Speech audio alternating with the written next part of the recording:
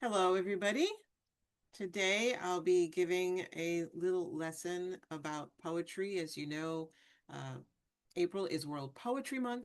Usually we do lessons on types of poetry, but this time we're going to look at emotions, love, loss, and emotions in poetry.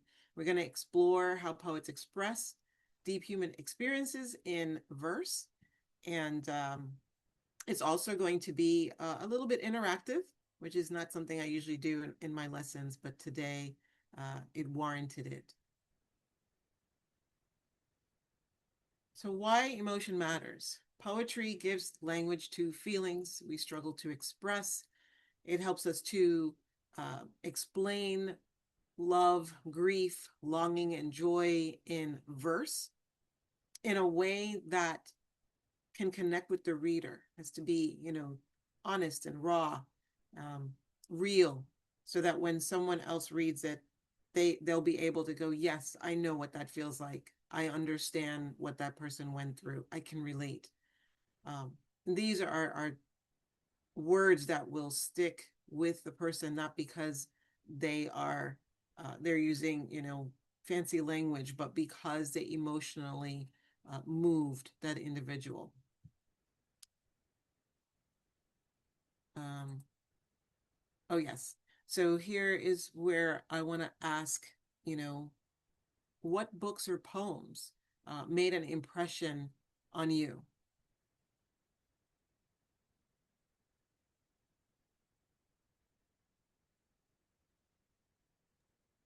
Um, Uh, f- I, oh, I'm sorry. Yes, go ahead, Deneen. Okay. One of my pieces that was most impressionable to me was Maya Angelou's Phenomenal Woman and the way that it reminds us of who we are as women. Wonderful. Thank you. Anyone else? yes, I have one. Well, I have several, but one that immediately comes to mind is Brunette Ibu's writing, and it's entitled "I Never Meant to Hold You," Mm, and it's a personification of the trees that we hung from during our enslavement, um, and it's just so powerful. mm, sounds like it. Who else would like to For share? me, Gwendolyn Brooks, first Nobel Peace Prize winner for poetry, her poem "The Mother," speaking about looking back on with regret on and remembrance on children that were aborted. Mm, The mother. thank you. All right, we'll move on to the next slide. Tools poets use. So, in order to connect with the readers, uh, and these tools can also be used in fiction or memoirs. So it's not just specific to poetry, but it can also be used in poetry. Metaphors and similes. So metaphors paints a picture, lets a person know where they are, including the senses. What does it smell like? What does it feel like? Um, what do you hear? Use all the senses in the metaphors to paint that picture. As similar is a type of metaphor that uses words like and as. It's a way to make inanimate objects have life, um, even in including emotions. You can bring those emotions to life. So instead of just saying, um, you know, someone is angry, show the imagery. And just don't tell the imagery. So you'll be giving the physiological responses. The fists are held tight, the face is flushed red, blood vessels are standing out in their neck. Describe so that the person knows, oh, that person's angry. You don't have to say the word angry. Um, Tone and word choice is important to express exactly the type of emotion that you want the person to understand. And if you need to repeat something for emphasis, absolutely do that. Very important. it lets the reader know that is important to connect with, to understand, because he's saying it again. All right. So the next one, I have a quick prompt here. Love feels like, loss sounds like, and we're going to take, a couple minutes to go through and have everyone write what they think love feels like and what loss sounds like. Use unexpected words, be creative, use originality, avoid cliches, think of things in your own life, personal comparisons. And for those of you looking at this video afterwards, feel free to pause it and give yourself time to write these prompts, and then you can restart the video when you're ready to move on. All right, so I see we have a few in the chat. Deneen, I see you have yours first. Would you like to go ahead and read yours? Yes. Love feels like the excruciating, sensational joy that comes from the taste of honey touching my tongue from the spoon that stirred it into my lemon tea. Loss sounds like the screeching tires that pain my ears and pierce the quiet calm I was in at the moment. Wow. Yeah. Very good. Very good. You can feel, you can taste the sweetness of the emotion of love, and then you just want to run away and clap your hands over your ears, when loss comes knocking. So very good. Pat, you're next. Love feels like the joy of children at play, hopscotch, double dutch, dodgeball, and hide and seek. Loss feels like weeping, brittle wind, and endless whys. So fun and sorrow. That's what I Yeah. get from that. Yep. Thank you. Joanne.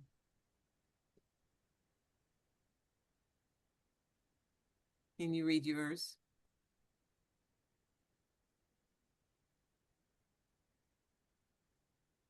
She might have stepped away. Let's go with Pamela. Joanne is muted. I'm sorry. Oh, okay, there I've you been are. reading it and don't even realize I'm not being heard. Sorry. All right, go ahead, Joanne. Love feels like the warm stream waters, calm and embracing. Loss feels like the dying of your heartfelt desires. Wow. I like that. That's great. That's great. Thank you. Pamela, you're next. Okay. Love feels like the warmth of the sun on a crisp, cold, dreary winter's morn. Loss feels like the beat of a grieving heart drowning in tears and my ears strum. Whew. All right. So, I mean, all of these are great. I can see these in some poem in your future. Because they definitely help me to not just read the words, but also feel the emotion that they're invoking in me. So good work. Good Can work. we see if Marion wants to just verbally share hers? Maybe she didn't type it in the chat. Marion, do you have anything you want to share? I wrote something, but I'm far off from where y'all at. So I'll read it because I'm learning. So, oh, Jesus. Okay. Love feels like an emotional roller coaster, the twists, the turns, the cuts, and the burns. Loss feels like an eternal nightmare, not allowing you to wake up. I'm so glad you shared that. Yes, I agree, Deneen. That is powerful. Thank you so much, Marion. Love it. Okay. All right, we will go to the next slide for an example of that. And I have to say, the ones that you wrote, much better, much better. But here's an example. Love is a quiet cup of tea, warming hands in winter light. Loss is the echo in the room when laughter has taken flight. So thank you so much for sharing. I love Or- that you had this to rhyme. It sounds like a verse. All right, the next thing we'll look at a couple examples from famous poets. Emily Dickinson wrote, and this one is about hope. Hope is the thing with feathers that perches in the soul. And, you know, she didn't do a whole lot. She kept it very simple, but you get the imagery of, you know, a bird. That hope is like a bird, you know, just perching. But then she brings in soul. It was like your soul can take flight with hope. It was so really cool that it's simple. Any other comments about Emily Dickinson's line? Yeah, I thought of the lightweightness of feathers like floating. Mm. When you see a feather floats in the air, like hope Mhm. is, it allows you to feel like you're floating, you're soaring, you're light. You're not heavy, you're light. Yes, yes. That's good. Anyone else? I think as just a comment, piggyback on Pat, the feathers are the thing with feathers could float, or it could when it lands on something, it's still so delicate that the smallest thing, maybe emotion, can make it go away. Like, Mm. you know, can disrupt the Mm. the perching of, you know what I mean? Like, Mm-hmm. something can come up and then it's floating again, right? Yeah. But it'll still return because it's hope. So Okay. Thank you. All right, we'll move on to the next poet, William Shakespeare. Love looks not with the eyes, but with the mind. And this is from A Midsummer Night's Dream. So, you know, from this, we can see that even poetry can exist in classic literature, even in plays, as this was. Any comment about what this invokes in you?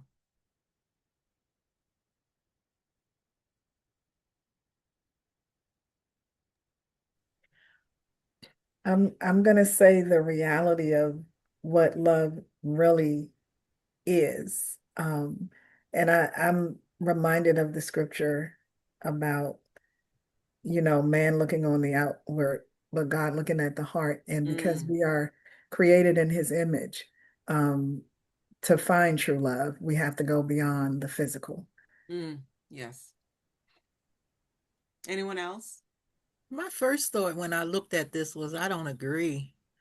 But I guess he's talking, I was only thinking of romantic love, and it's saying looks not with the eyes, maybe not after time, but in the initial, it's almost always something about something in the eyes that draws your attention. But then I realize he may not just be talking about romantic love. He may just be speaking about love in general. Um, doesn't look with the eyes, but with the mind. And he used the word mind instead of heart, which is another interesting thing. Mm-hmm. I had the same That thought. I didn't agree with what he was saying. But if you look at the romance love, your mind is kind of in an insanity mode. Not it's not Yes. quite there. But love, according to the Bible, suffereth long, is kind, is not puffed up, and with loving is enduring. It endures past the good feelings and oh, I'm so much in love. And so you do make a choice. You have to make a choice to love. You get to a point where you have to make a choice to Mm-hmm. continue to love. And so that is with the mind. Mm-hmm. if you look Well past. said. Yeah, If you, I like that. Would have Yeah. thought that And William this made me Shakespeare's think writing would about be, beauty. who would have thought that William Shakespeare's writing would be more biblical than not, right? At least in this in this instance. Go ahead, It Pamela. made me think about beauty, the saying beauty is only skin deep. Mm, yeah. You Yeah, know, I that think love, that attraction has to be beyond that immediate yes, sight. yes. Yeah, because the sight will blind you, and I think it was Joanne that said, "Well, you're a little insane initially." Um, I guess when you're in the infatuation, because Pat, it is the physical that'll draw you to even a conversation. Mm-hmm. But love is not at first. I don't think. I mean, there's a physical draw, but when you're wanting something deeper, Mm-hmm. it can't be just the physical. So. Mm-hmm. Mm-hmm. Yep. Very true. All right. This a deep lesson, ma'am. I think it part of it grew out of like a lot of my experiences over the last few years. And a lot of the poems that I have written in the last couple of years have been deep with emotion. So yeah, this was right up my alley. Time for another exercise. So emotion is object. Choose one of these emotions, love, grief, regret, or hope, and describe it as if it were a physical object. Include the shape, the texture, the weight, the movement. Um, think about, sights and sounds and scents, uh, detailed descriptions, as you do this. I will give you a little bit more time for this one. We'll give you like 5 minutes. I'm starting now.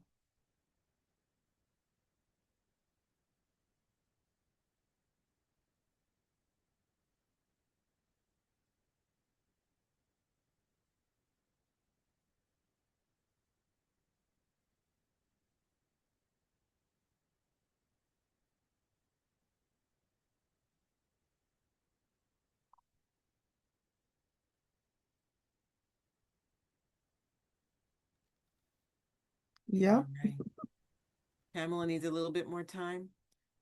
We'll start with Deneen, and then hopefully by the time we get around to you, you'll be ready. Deneen, would you like to Yeah. go ahead and read yours? And I just tried to do it on my first thought. No, look, raw. Mm-hmm. Um, so out of nowhere in particular, it came to me, large and looming, blocking the light. Now I wander, I'm sorry, that should be wander in the darkness with my hand stretched out to guide and protect me from hitting objects as I move to find my way out. The sound was of a crash like thunder and a train wreck. When this boulder crashed and covered the entrance of my shelter in the cleft of the mountain, grief. All right. I was gonna ask people to Wow. see if they can guess what you're talking Oops. about. Oh, I put the word in mine. Ding! A nagging regret. Floors 1, 2, and 3. More thoughts bombard each time the doors open. Suddenly, a swift movement upward 10 floors. Breathing becomes labored. Dreams become nightmares. By the time the ride is over, penthouse becomes a dungeon. Mm, So I wow. tried to make that, you guess the object is an elevator. Mm-hmm. So I don't know. I just played around with it. It's good. But I It's shouldn't have put regret in the line. But anyway, that was hard. Yeah. but when you keep doing it, it'll get easier. You'll start being able to describe without using the word, right? Without saying it at all. Yeah. People should be Yeah. able to look at it and go, oh, I know what this is. I know Yeah. I can put a name to this emotion. Yeah. All right, That's Pamela, are good. you ready to read yours? Yeah, I have something here. Okay. The point of grief's pyramid daggers and punctures the heart repeatedly, triggered beyond the thought of you, and reaches well beyond, felt like a boulder under whose weight I collapse. Mm. Wow, Wow. that's deep. That's good. Thank you. Thank you for sharing. Anyone else have a little poem they want to share? Oh, we have Joanne. All right, go ahead, Joanne, go ahead, read yours. I didn't write it down all because I haven't finished it. But anyway, That's fine. um, Go I ahead. am a broken mirror wondering if I will ever reflect again the images I so much loved. Mm, I am a clamp that has lost its grip, losing the very thing that keeps my purpose. That's it so far. okay. Well, that's a wonderful start. Mm-hmm. Definitely expand on that. I love the beginning. That was Broken what is mirror. that one? That Grief. That was grief. Yep, I love the broken mirror image. I could tell that was good. Yep.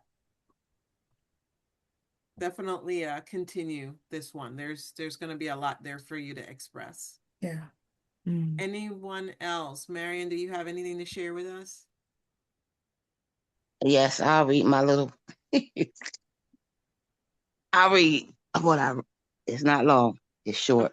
But anywho, a 10-ton iron steel anchor submerged in the abyss of the dark ocean. Mm. Mm. That sounds like grief. I'm gonna make a guess that that's grief. Yeah. Yes. Yeah. Anytime Yep. you know the imagery of water and weight, that sounds like, your soul is just burdened. Yeah. Um, I love the I know whenever Marion Marion Marion I have to tell you that your pieces are you, and like I think I used to, when I went to spoken word things and I would hear people and their delivery was so different from mine. And initially I would be concerned, but I love the way that this room, with each individual being so diverse in our personality, our experiences, and everything that we've gone through. So our expression is going to be our own, which I think is the beauty of poetry. And so I'm not looking for my stuff to sound like yours or vice versa. I thought it was kind of cool. Both me and Pamela had the kind of bolder thing in our pieces about grief. So I think embracing this space of diversity in poetry is just phenomenal. So this stuff is fabulous. That's all. Yeah, I was going to say to her not to downplay yourself. Oh, I just wrote a little something, something. Yeah. Everyone's contributions are equally good and needed. So I want to encourage you to, um, be proud of your work and sharing it, and the comparisons, we don't do that. We don't we don't want you to downplay yourself, because you are just as worthy as any of us as women of God and poets. Mm-hmm. So be encouraged, sis. Um, and keep sharing. Yeah. I'm glad you're here today. Yeah. And the cliche, good things come in little packages. What I've noticed from you, Marion, is that even in one sentence, it is just packed, just to use the word that I did, it packed, chocked full of deepness. Yes. So that is a talent in and of its own, because a lot of times, we can get wordy. We love to talk, we love to express, but to be able to take that emotion and in 1 or 2 sentences express a world value worth of emotion, that's amazing. That's a gift. That's a So talent. Mm-hmm. thank you so much for sharing with us. All right, so we've gotten to the end, and I'm giving homework. Oh, Lord. Did we think anything less? So for homework, we are going to combine emotion and imagery. So this is called emotion plus imagery fusion. Write a short poem about love or loss using only sensory details. So no naming the emotion directly, as tempting as that may be. Focus on vivid imagery, much like we've been doing this morning, to convey the feeling. So if, any of your poems you want to expand on, that's fine. If you want to write a new one, that's fine. But when you come back next month in May, please have it ready to share.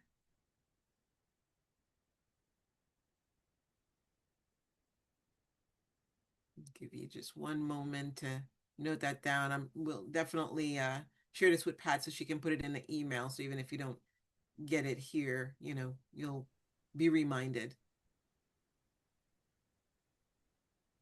And then the only other slide I have on here is what is a metaphor and imagery and poetry. So what I'm going to do, I'm going to quickly go back because I had 3 links in here.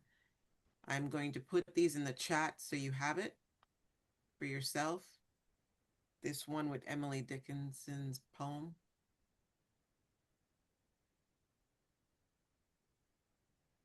All right. And then the next one is what is a metaphor? Put that in the chat. And then the last one is imagery and poetry.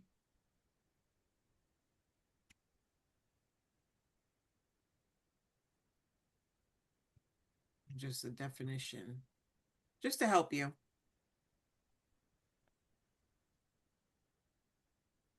And happy writing. That's it. Thanks for coming to today's class. Thank you, Cassandra. As always, awesome presentation, and thanks to everyone who participated. We are going to now stop the recording.